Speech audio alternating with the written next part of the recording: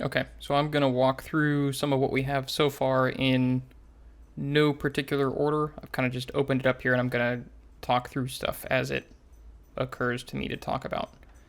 So this is the template level that we're working with so far. None of this is really final. I need to go through and I need to set up a little bit better lighting for this scene. I need to figure out how to work with sky spheres. I need to figure out how to work with ambient occlusion.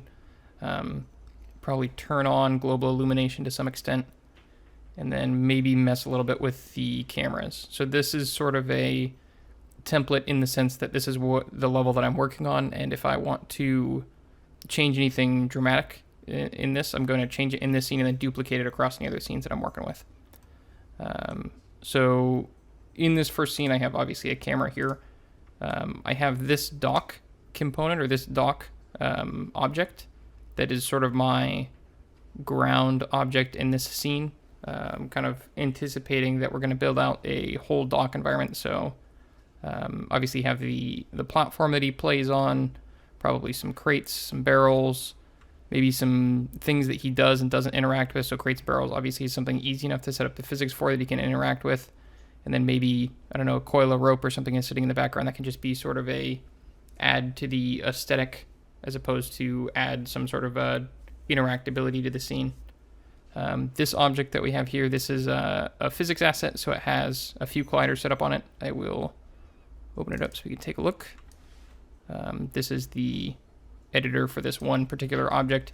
Each of these green boxes, a little sensitive when I move around there, each one of these green boxes is a physics component. So this large box right here, this is what the player is actually interacting with the majority of the time. If I want to raise up this floor in the scene, maybe this top platform's a little bit too high for the character to get across there, or maybe some characters are racing and some of them can take the high path and some can take the low path. The low path has these colliders right here. So I've just got individual box colliders kind of run across each one of these supports. And nice square assets are real easy to set up physics for. So if these were maybe a little bit more designed to them, if they were kind of curved planks, they would be a little trickier to get accurate looking physics. So right now they're just square planks or rectangular planks. And then these right up here, which I'll zoom in on one of these were an idea before I was really thinking that he would sort of stay in a single plane. So the character right now I'm thinking is going to move across sort of the center of the dock, interact with anything that's placed in the center of it, and then things in front of or behind will be either things that obscure your view in front or just things that are scenery and behind him. But when that wasn't the case, when he was able to move back and forth across the dock, this was going to be something that he could interact with, and he'd kind of roll over and you could see it move his joints as he was moving across it. It's a little bit more interesting gameplay when he can move forward and backward, but the problem is that the ability to control the character so that he doesn't fall over the edges is very difficult. And we can get around that by setting up boundaries. I could set up maybe a large invisible collider on either side of this. But the issue with that is that if I have maybe a particular scene where he gets really high in the air, he'll be able to get over that boundary. Or if we go look right here where I have one that's sort of tipped, that boundary that's associated with this asset is also tipped. So he could then sort of get up onto this invisible boundary, climb up that, and then get over this boundary. So that's, I think, going to cause us a little bit more of a headache than it's worth. So for the time being, he's limited to moving in the center of this scene. Let's see, these are just sort of dummy physics assets. They have a full rig, they have a full physics configuration, but they don't take any kind of player input. This is the first thing that I put in here to just kind of have something that I could hit the play button and then see how the physics would interact and see how multiple of them falling on each other would interact. I've kind of just left them in there because it's neat while playing the level to get to this point and get over these guys. Then I have just kind of scroll out a little bit. Dummy barrel object. These are physics assets. And then some crates. I'm not particularly happy with how these look, but they serve the purpose of just being an obstacle in the scene. I'll probably end up going back through and either remodeling the crate, because honestly it's not very efficient, or retexturing the barrel. And then let's see. The water in this scene, this is a shader that we programmed, or I guess not really programmed, we set up the nodes for in the shader editor in Unreal. This is, let me zoom in on something here. This is kind of a neat little thing because as it moves up and down meshes, we can see it has a white line where it's interacting with something. So let me move this and we'll see. Okay, so see as I'm moving the mesh up through it, you can see that line kind of intersects with that mesh right there. And you can see it's kind of intersecting with the camera as well. So I'm just going to move that back down for the time being. And that's pretty much that. And then I'll hit the play button. You can kind of see what the play looks like at the moment. I have two characters in the scene at the moment. They're the same model because I haven't modeled a second character or we haven't rigged anything or brought anything else in here. You can see I've got one controller and then a second controller so I can control these guys independently. And this works up to 4 controllers with the way that Unreal is set up right now. And the way the scripts are set up, it could technically be 8 if I had 8 controllers configured to work through Unreal, which from what I can tell is not straightforward to do. So we may end up coming back and doing that, but we're not going to do that initially. I'm going to go ahead and stop this. I'm going to go to, where's my game mode? Edit game mode.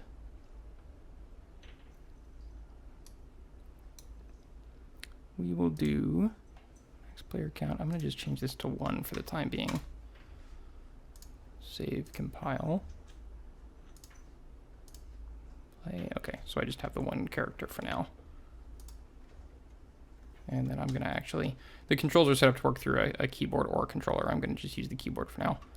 So you can see he moves across the dock. This red character that I have right here, built him off of the sketch that I had. I'm not particularly happy with him. He looks fine when you've got like a front view of him. So he looks kind of an interesting character. But since we're playing from the side, since we're looking at him from over here, he doesn't look very interesting. So I have a different model that I'm working on, or a different idea that I'm working on that I'm going to try and bring in and see if that's any better. So we'll just kind of go past him. You can see on the slope I've got a little bit of a different interaction than I do on the flat surface. So he doesn't fall down the slope because he's constrained to this axis, but he does move a little bit differently. Roll up that, interact with these other guys. Fall in there. And then get over the barrels. These are all physics assets, so I can just kind of knock those over. Let me get up there.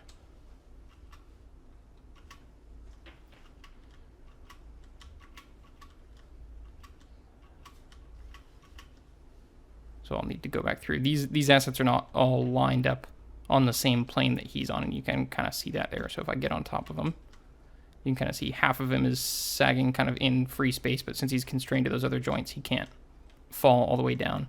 So I'll have to go back through and I'll line everything up so it's also constrained to the same axis that he's constrained on, and then I'll line everything up so it's at that same point. And then kind of use this, go a little bit lower. You can see I can interact with these and then eventually fall through the map. So that's it in the engine. There's a few things.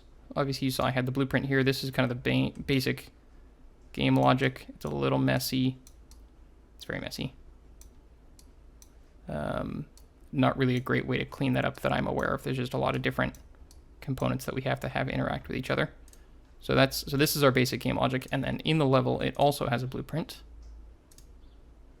And that you can see is it's fewer assets that have to interact with each other, but they do some pretty critical stuff. This controls the camera, this controls loading in the player, that kind of stuff. So what else? So this guy, like I said, I don't like the look of him. I am working in Maya. Let's see.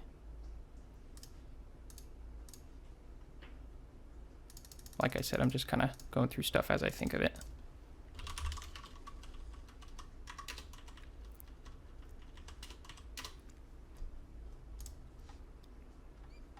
Okay, so this character model I'm working on, this is kind of envisioned to be sort of like a CRT screen sort of a thing. So the bad guys in the game are going to be robots. This will be the face, and we can animate whatever we want on that because it'll be obviously like a screen.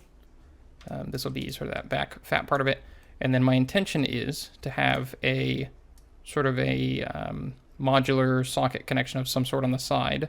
So this same character head could have maybe tank treads for a character that moves along the ground, or some sort of a propeller attachment so that he can fly.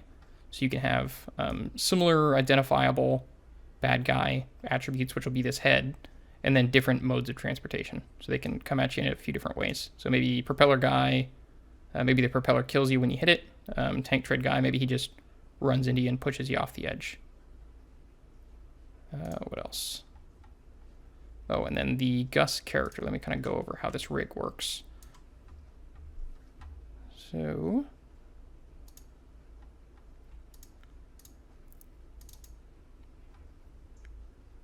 okay, so this is the Gus asset. The skeleton for Gus is 8 joints, so there's a joint in each of the corners, and then 3 joints for each eye. And I have each of those in the physics asset constrained to each other. So you can see here's the actual collider that drives Gus. So in each of the corners, he's got a sphere collider. I may end up coming through and adjusting the size of these a little bit. The issue with this current configuration is stuff, if it hits him right here, so like right in the middle, it can end up going through the mesh and he can get stuck on stuff. So I might just increase the size of these a little bit. Now I don't want to increase it to the point where they're touching, because if I do that, then they're not going to compress, because this joint, when it hits something, won't have any room to move before it hits this joint. So I might end up increasing the size of these and then seeing if I can change the collision so that this joint will collide with obstacles in the scene, but won't collide with any of the other joints inside of Gus, so they still have the room to compress. And then on each of these joints, similar to how we did it before, there are constraints to the other 8 joints, or the other 7 joints in the mesh. So they just kind of keep each other roughly at the same distance apart, as well as prevent it from rotating. I think that's pretty much it. Go back here, what else? Here I've got music control. I think I set up another control here. Oh, right. Okay, so that's the other thing that I was working on. So the basic movement mechanic that we set up before is you roll, you jump, you bounce into stuff. If you jump right as you bounce off of something, you know, like a super ball, apply a little more force, you can go a little bit higher. That's kind of a neat mechanic. I'm trying to give a little bit more something to do so that when there's a bad guy, you have a way to actually kill it. The best thing I have so far is kind of a downward thing, so you can see if it goes somewhere, it kind of applies a downward force on it. And I think this is in the right direction. The only issue that I have with it is it's kind of abrupt, the speed at which he changes velocity. And the reason for that is as opposed to how I'm doing the movement or the jump, where I would just add to his current velocity on each of these joints, what I'm doing for the slam down is I'm taking the vertical velocity, I'm setting it to 0, and then I'm adding a downward velocity. And the reason that I'm doing this is because if you just add a downward force to it and you're going up at the time, it's just going to slow you down. It's not going to actually slam the ground, so it doesn't have any kind of an effect or any kind of visual effect. So I might end up revisiting that. But that's kind of all that comes to mind, I want to say. What else have I got here? Yeah, I think that's pretty much it. Till next time, over and out.